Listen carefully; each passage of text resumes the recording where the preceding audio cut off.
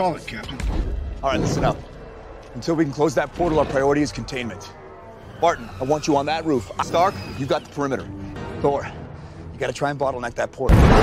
You and me, we stay here on the ground. Hulk, smash. What is up, guys? Tyson Dela Cruz here. Thank you so much for rocking with me. Trump Avengers assemble. Donald Trump returned to Butler, Pennsylvania at the site of the first assassination attempt, and this was one of the most memorable, goosebump-filled, exciting rallies that I have seen yet. Shout out to everybody watching. Drop your comments down below. Smash the like button. This rally was epic. I'm going to share a couple of my favorite moments of the rally, but one thing that I wanted to share first is Elon Musk. Elon Musk showed up to this rally and he delivered about a 6-minute speech, and it was fantastic. To have Elon there. JD spoke earlier, which I'll share a little bit more about, but let's jump into Elon at the Trump rally.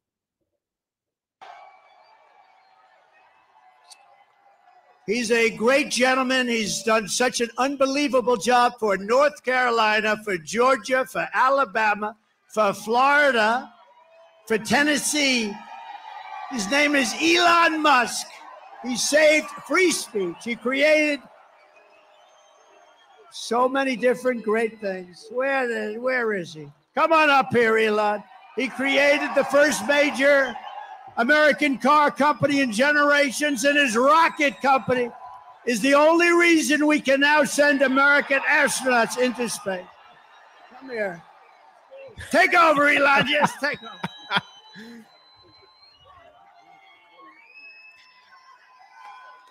Hi, everyone.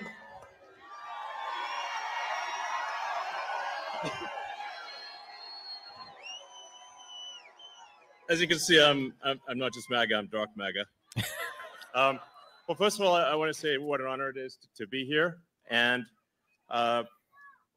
you know, the true test of someone's character is how they behave under fire. And we had one president who couldn't climb a flight of stairs, and another who was fist pumping after getting shot. Fight, fight, fight. Blood coming down the face. Now, America is the home of the brave. And there's no truer test than courage under fire. So who do you want representing America? Yeah, absolutely. And I think this election, I think it's the most important election of our lifetime. This is no ordinary election. The other side wants to take away your freedom of speech. They want to take away your right to bear arms. They want to take away your right to vote effectively. You've got 14 states now that don't require voter ID.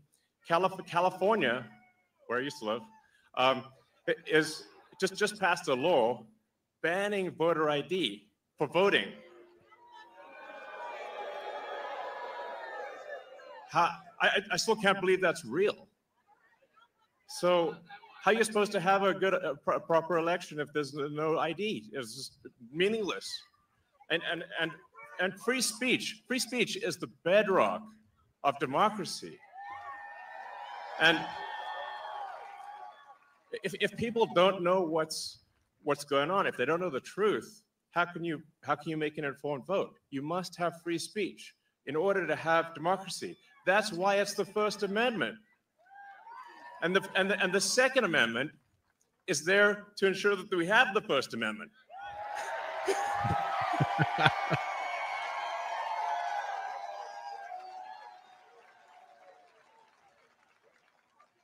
President Trump must win to preserve the Constitution. He must win to preserve democracy in America.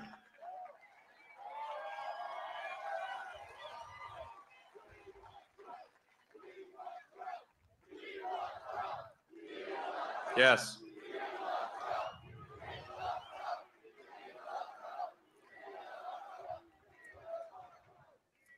This is a must-win situation. Must win.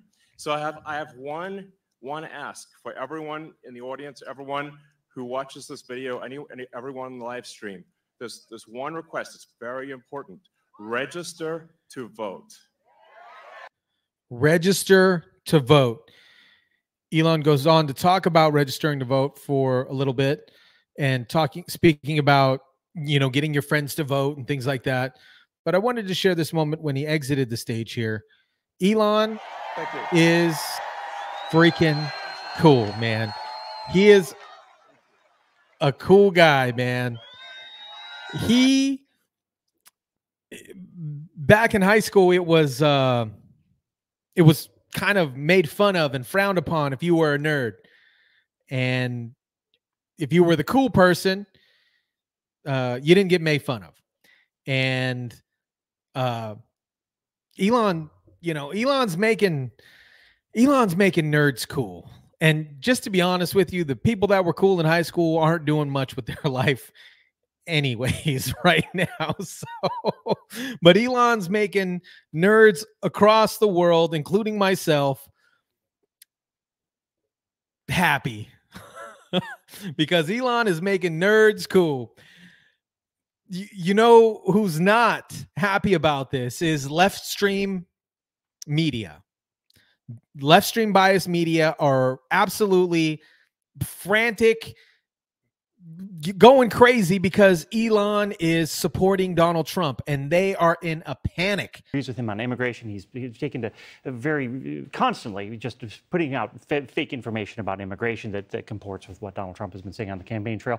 But it also is obviously the case that Elon Musk responds to Donald Trump's strongman tendencies, right? And in this Butler site, it's this quasi-religious site for being the place that really made Donald Trump, you know, the target that he always presented himself as. And it makes perfect sense. That was, at that moment, Musk signed on to Donald Trump's campaign. He's going to be there with him. And I think it reflects the importance of this site in sort of the Trump mythology. Ryan, you've written at length about the Trump-Musk alliance. I know you say tomorrow's rally is a full circle moment. What do you mean by that? Well, you know, in the moments after the assassination attempt, that's when Elon Musk, who had been kind of already thinking about endorsing Trump, that's when he tweeted out, "I'm fully going to back President Trump in this election. This is the moment that I'm choosing." And he went full bore into it. He started tweeting photos, that iconic photo of President Trump holding up his fist, you know, bloodied from the ear.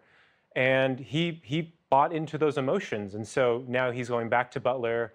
He's kind of closing that loop. He is going to lend his support. I mean, Musk is just so ferociously pro-Trump online, right? I mean, obviously he bought Twitter, turned it into X, and made it into this echo chamber that now is extremely useful to the right broadly and Trump specifically. But the fact that he just puts out this propaganda and these false claims that align so completely with Donald Trump, and that he signs on to this picture of Trump as this strong leader who's going to save America, which is exactly how Trump likes to present himself, I think indicates that, you know, Musk is bought into it, and you know that Brian, of course, is absolutely right that there's benefits to Musk from having Donald Trump be president, and including that Trump has said he'll give Musk some job in the government, or, you know, some advisory role. But even beyond that, it's clear that his politics align. Ryan, I mean, it seems like for Elon Musk, for somebody who is running so many companies, and I imagine under tremendous amounts of pressure, he seems to have a lot of time to just be putting out false information and sort of retweeting stuff or you know, posting stuff that's just not true.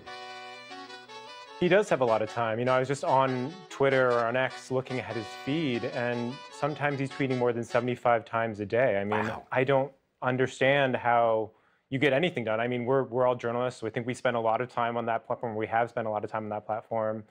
But to do that much on there and run two other companies, or, you know, multiple other companies, is a lot. And now we're talking about him potentially joining the Trump administration. He's talked about this government efficiency commission where he's going to have oversight over spending and jobs. I don't understand how he does. And on the other hand of that, Fox News is commending the amazing energy that the Butler rally, the return to Butler rally had. I got to tell you guys, if you haven't caught the if you haven't watched the entire rally, we live streamed the rally. We live streamed the rally. And if you want to watch the entire rally, I'll place a link for that in the description below because it is absolutely great. If you don't, you can just watch this video because I'm going to recap some of my favorite moments. But here's what Fox had to say. My thoughts is he was on his game and he was as strong on prompter as he was off prompter. I thought that he was truly motivated. I also thought he caught the magic of the moment where it's not a typical rally. You don't just get people, with their fists in the air saying win. It's about what happened then, and it was a fist in the air saying fight. I was very impressed with the way the whole thing went down. And then to stick around and have the opera singer come out, and I wanted to see more shots of the crowd. I mean, I heard there were 60,000 people there, biggest crowd ever. NBC is reporting, as you're saying. So I would like to see more of that. And I watched this morning on Fox and Friends. Other reports were saying that there was over 90,000 people. Already had about 20,000 there by the time Fox and Friends was over at 10 a.m. So a pretty amazing event. Fascinating to see the other networks turn away from it before Elon Musk got on stage. So as soon as he started getting what they thought into his speech, they pulled away. But they couldn't help but cover it in the beginning. My thoughts is it was an electrifying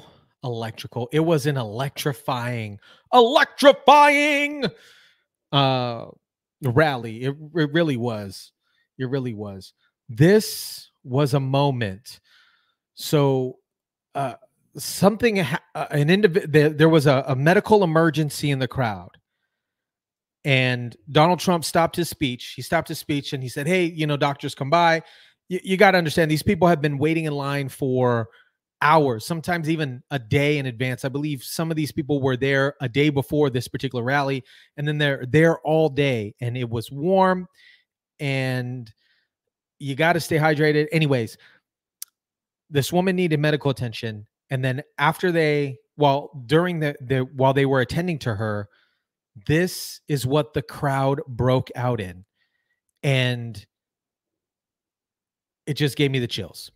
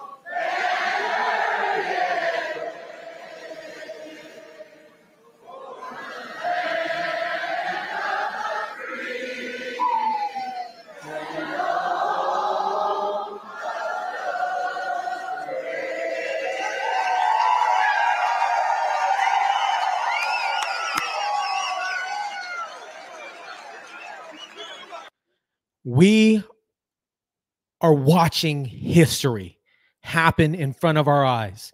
That moment right there, me watching it right now blows me away. To have 60,000, 90,000 people singing the Star Spangled Banner at a rally, to me, that embodies the essence of what it means to be American. It embodies America at its core. And to me, this Donald Trump is the leader that we need right now. And you could see that in the crowd. You're not going to go to a Kamala Harris rally and hear people singing Megan Thee Stallion because that's all she's got. Free hot dogs and soda pop and Megan Thee Stallion shaking her booty pop. That's all you're going to get. No substance from Kamala Harris. This is unity, guys. Let me know in the chat. Let me know if you agree with me with this, because whoo, I get jazzed up and I get excited when I see this. When I see this type of unity, oh man, it makes me feel proud to be an American. It really does. Another powerful moment was when they gave a moment of silence for Corey Capitore. They had a little memorial in the stand for him, and prior to engaging in the speech, actually, I believe it was the exact minute that shots rang out, that's when they gave the moment of silence. And he gave his life to shield their lives. Every father and husband in America hopes that if the time came, we would have what Corey had: tremendous courage, tremendous guts, and he wanted to protect his family, and he did protect his family. At this time, it is 6:11, 12 weeks to the minute that the shooting began. I would like to ask everyone to join me in a moment of silence.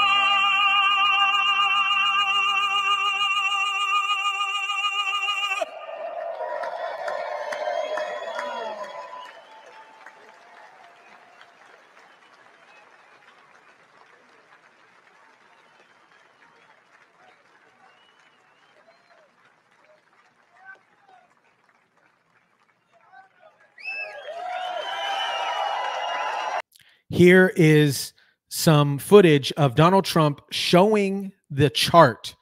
First off, this guy is fearless, embodying strength, and he is absolutely savage for going back to the exact place where somebody tried to take his life, where some would-be assassin tried to take his life. And he's going back to there to show his true resilience.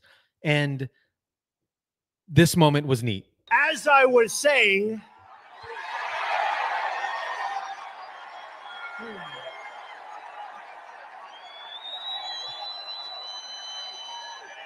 as I was saying, the chart. He loves the chart. I love the chart. I love the chart. If he didn't turn his head, he wouldn't be here today. He would not be here today. Trump aims his sights directly on the deep state. And here's what he had to say about that.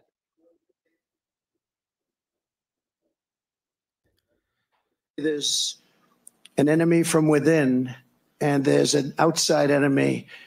And if you're smart, the outside enemy is not going to be a problem. Russia, China, North Korea, we're not going to have a problem if you have a smart president. If you have not such a smart president, then it's a problem. But we have an enemy from within, which I think is much more dangerous than the outside enemy. We stand on the verge of the 4 greatest years in the history of our country. We can make these the 4 greatest years. We'll turn it around so fast that your head will spin. Liberal heads are spinning after this rally. If they saw the same rally that we were watching, guys, their heads are spinning also, because they saw the unity, they saw the camaraderie, and they saw everything, what it means to be a Donald Trump supporter and an American. So what our opponents have never understood is that this movement has never been about me. It's always been about you. It's been about a lot of people, millions and millions of people, the biggest ever in the history of this country, maybe anywhere. And everyday people who are the heart and soul of our country. They love our movement. They love our country, and they know they're doing right. Your hopes are my hopes. Your dreams are my dreams, and your future is what I am fighting for every single day. Make America great again. Absolutely. And this Trump dropped some hints around what's going on, you know, in regard to the potential deep state. Over the past 8 years, those who want to stop us from achieving this future have slandered me, impeached me, indicted me, tried to throw me off the ballot, and who knows, maybe even tried to kill me. But I've never stopped fighting for you, and I never will. Never will. This is America's president right here, guys.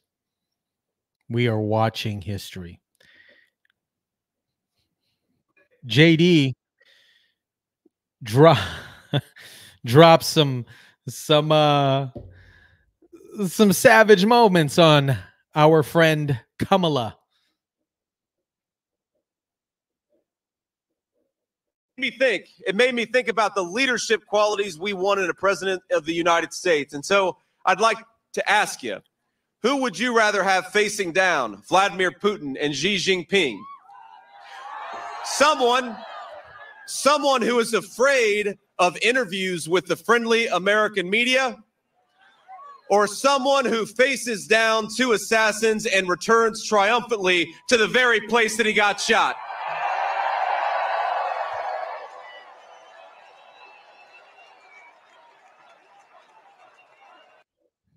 That's the president I want. That is the president I want. Right before I hit record on this video, SNL, you know, I haven't watched SNL in forever, but lately they've been doing these parodies on Kamala Harris and Slugger Doug, aka Doug Emhoff, and Tampon Tim, and they did a sketch last night for Saturday Night Live, and I thought that it was funny, so I'm going to share it with you.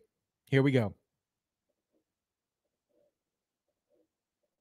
Okay, he's out there. He's doing his thing, whatever that may be. Okay, come on, just relax. You know, you haven't had a night off in 3 months. Do you want to watch something less stressful like the Menendez Brothers show? I don't know, Dougie. I kind of wish I had picked Josh right now. Oh, Josh Shapiro?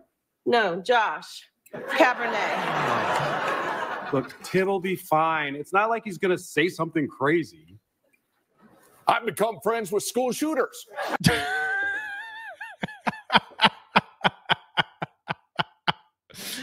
That is This guy. Democratic vice presidential nominee Tim Walz is trending on social media as Tampon Tim. And calling him, explain this one to me.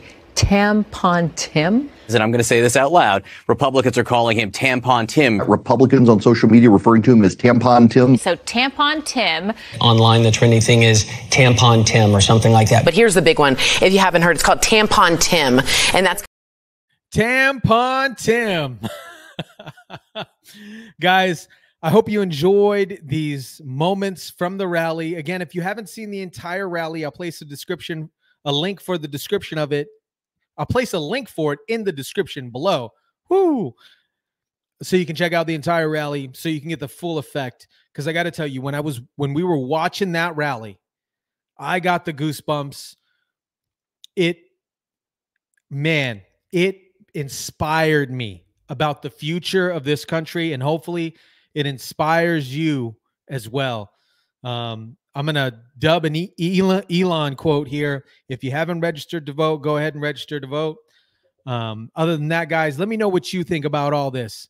Drop it in the comments down below. Smash the like button, share, subscribe, and as always, I'll catch you on the next one.